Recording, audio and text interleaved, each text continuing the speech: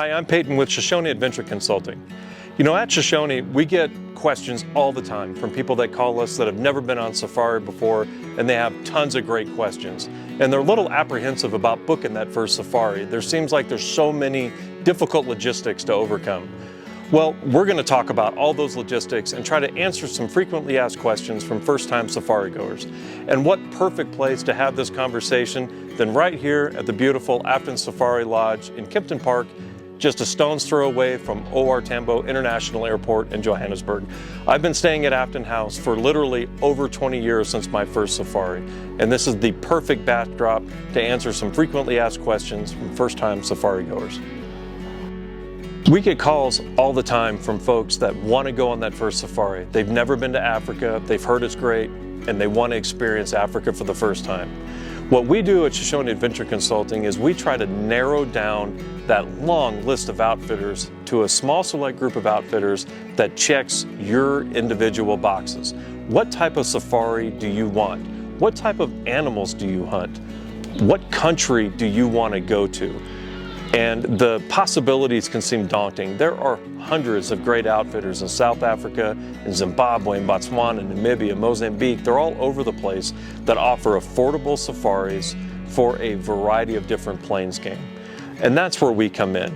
We can take the expectations that you have for your first trip, maybe what you've seen on television or read about in a book, and narrow down those choices to a few select outfitters that we have hunted with and that we trust to show you that first trip to Africa that you've always dreamed of. What is a value-added tax, or the VAT? The value-added tax, or the VAT, is simply a government tax in South Africa and in other countries on goods and services purchased in that country that are applicable to goods that you are not exporting out of the country. So for example, your daily rates on a safari are subject to tax. The trophy fees for animals that are lost or wounded, animals that you are not going to be taking out of the country, is also susceptible to tax.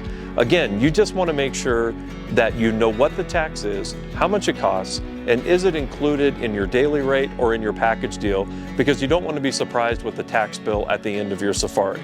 Generally, these tax bills are not very expensive, but they can be a surprise on your final bill. 20 years ago, when I first came to South Africa, we didn't have to worry about bringing a cell phone because cell phones were in their infancy and, well, most people didn't have them. But now a big question we get all the time is, can I use my cell phone in Africa, and is there Wi-Fi? The answer is simple, yes and yes. Just check with your cell phone provider before you travel for any extra costs that are going to be incurred if you switch your phone out of airplane mode. Most safari lodges now have Wi-Fi, so you can keep your phone in airplane mode and just use Wi-Fi while you're there. But yes, it is certainly available. Another common question that we get all the time is, should I bring my own rifle to Africa, or should I just rent one from the outfit that I'm hunting with? And really, it's a personal preference. 20 years ago, when I first traveled to Africa, I traveled with a 300 mag and a muzzle loader in the same case. When we arrived at the airport and had to have our guns inspected, the muzzle loader was literally split in half at the grip.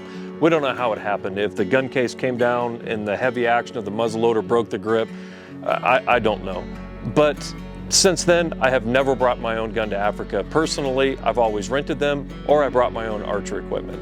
But should you decide to bring your own firearm, it's really not that big a deal. Importing firearms into Africa is usually a simple import fee, as well as some forms that are pre-filled out before you go.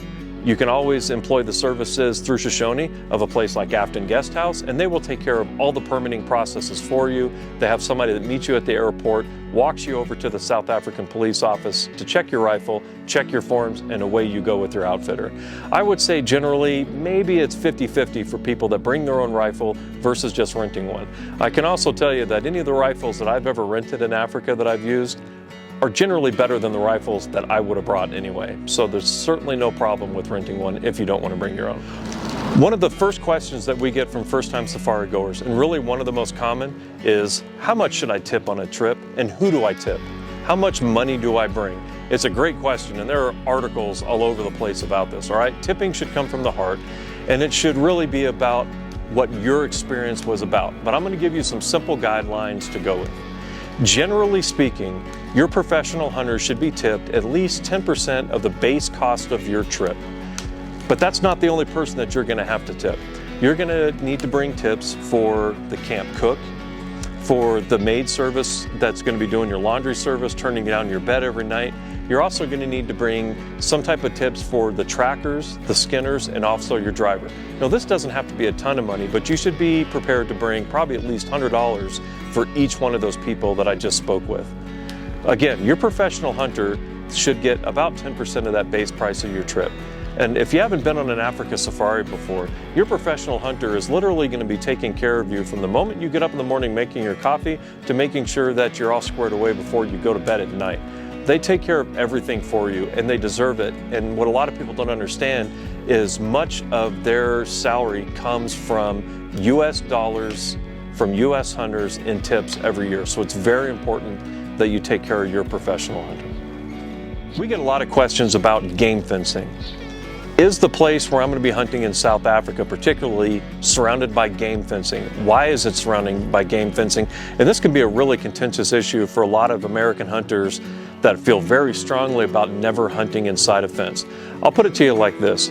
Most of the places in Southern Africa, particularly South Africa, would not have animals, would not have kudu and gemsbuck running everywhere if it was not for game fencing, because the private ownership of game puts a value on that game is really the only reason why there are animals running around.